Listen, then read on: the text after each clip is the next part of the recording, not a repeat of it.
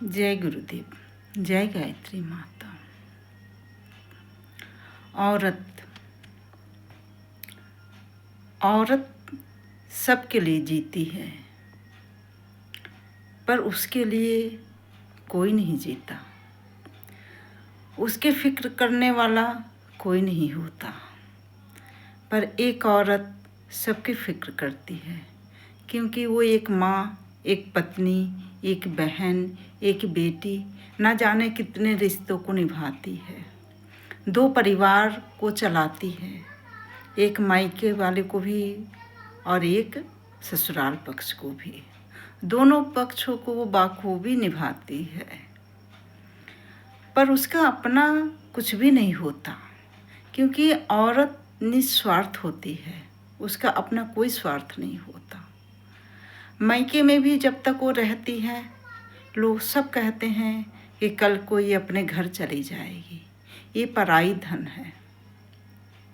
जब वो ससुराल चली आती है, एक अनजान परिवार को अपना बना लेती है और ना जाने कितने कठिनाइयों से गुजरती है, और फिर भी उफ तक नहीं करती और हर रिश्ते को अपना बना लेती है।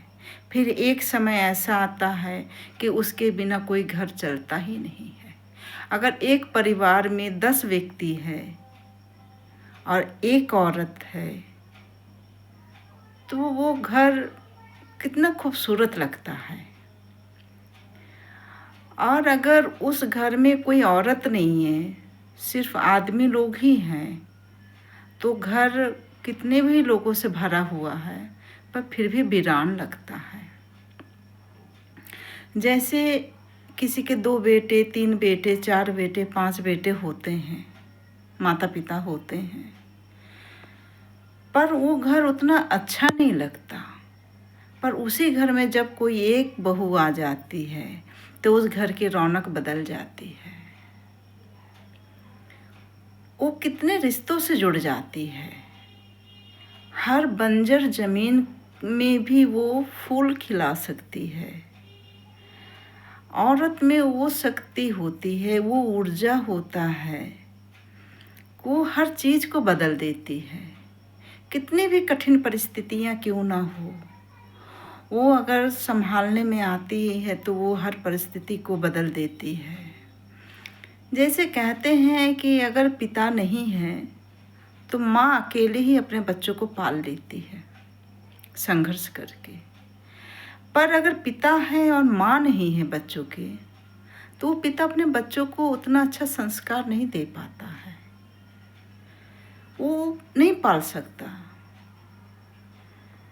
तो एक औरत की कितनी अहमियत होती है, पर क्या कभी कोई किसी औरत के लिए फ़िक्र किया है? क्या उसके लिए कभी कोई सोचता है कि उसकी इच्छा क्या है, कि वो क्या चाहती है? हमेशा वो हर किसी के लिए जीती ही रहती है, हर रिश्ते को निभाती ही चली जाती है, पर कभी कोई ये नहीं पूछता कि तुम्हें क्या चाहिए, तुम्हारी इच्छा क्या है। पहले के ज़माने के हिसाब से तो आज के ज़माने में काफ़ी परिवर्तन आ गया है। अब तो सामान्य माना जाता है, पर फिर भी कहीं ना कहीं कुछ न कुछ कमियां तो है, कुछ न कुछ तकलीफ़ तो है, पर उसको इंसान कैसे पूरा करेगा?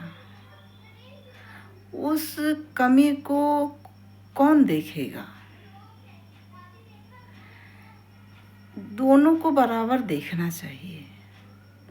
कहते हैं कि औरत अगर त्याग की परिभाषा है, तो एक आदमी संघर्ष का भी परिभाषा है।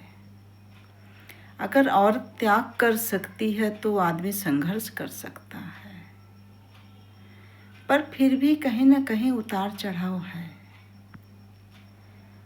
और इस कमी को हमें समझदारी से, विवेक से, बुद्धि से हर चीज़ को, हर परिस्थिति को सुलझाना चाहिए। और उसके लिए ज्ञान की आवश्यकता है। ज्ञान जब तक हमारे पास नहीं होगा तब तक हम किसी भी चीज़ को सुलझा नहीं पाएंगे, किसी भी चीज़ को बदल नहीं पाएंगे, क्योंकि हमें हर किसी की ज़रूरत है, हर किसी की समझने की ज़रूरत है।